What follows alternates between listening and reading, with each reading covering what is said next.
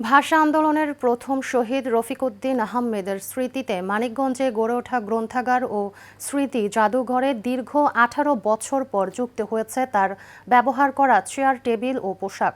তবে ভাষা আন্দোলনের ৭৪ বছর পরও উপযুক্ত সম্মান না পাওয়ায় ক্ষুব্ধ শহীদ পরিবার ও স্বজনরা।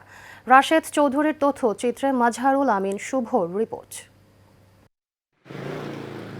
ভাষা শহীদ রফিকের জন্মভূমি মানিকগঞ্জের পারিল গ্রামে গেলেই চোখে পড়ে তার নামে গড়ে ওঠা গ্রন্থাগার ও স্মৃতি জাদুঘর। ২০০৮ সালের ১৫ মে প্রতিবেশী কর্নেল অবসরপ্রাপ্ত মুজিবুল ইসলাম খানের দান করা ৩২ শতক জমিতে জেলা পরিষদের অর্থায়নে নির্মাণ করা হয় এই গ্রন্থাগার ও স্মৃতি জাদুঘর। একই সঙ্গে উত্তর পারিল গ্রামের নাম পরিবর্তন করে রাখা হয় রফিকনগর।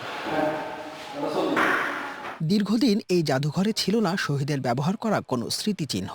অবশেষে 18 বছর পর যুক্ত হয়েছে তার ব্যবহৃত 4টি চেয়ার, একটি টেবিল ও পোশাক। আমরা এসেছি যে রফিক সাহেবের স্মৃতির উপরে কি কি এখানে আছে সেগুলো দেখার জন্য। এত বড় একটা অবদান আমাদের ভাষার জন্য যিনি করছেন তাকে মিনিমাম শ্রদ্ধা তো আমরা জানাতেই পারি। ভাষা আন্দোলনের সাথে জড়িত ওনার স্মৃতি, রফিক, শফিক, বরকত, জব্বার সবাই তো শহীদ। এখানে ওনার বাড়ি, এখানে ওনার ব্যবহৃত জিনিসপত্র নিয়ে এই মিউজিয়াম বা পাঠাগার যাই বলেন করা হয়েছে। তো এগুলো আমাদের মনে করিয়ে দেয় সেই সময়ের কথা, সেই 52 সালের কথা। এখানে এসে দেখছি যারা ভাষার শহীদ মারা গেছে ওদেরকে, এইটা ওইটা ওই পাঞ্জাবির গুলিটা দেখে আমার খারাপ লাগছে। শহীদ রফিকের পরিবার সরকারিভাবে ওরকম কিছুই পায় না। এখানে জাদুঘর করছে তাও মোটামুটি 10-12 বছর আগে।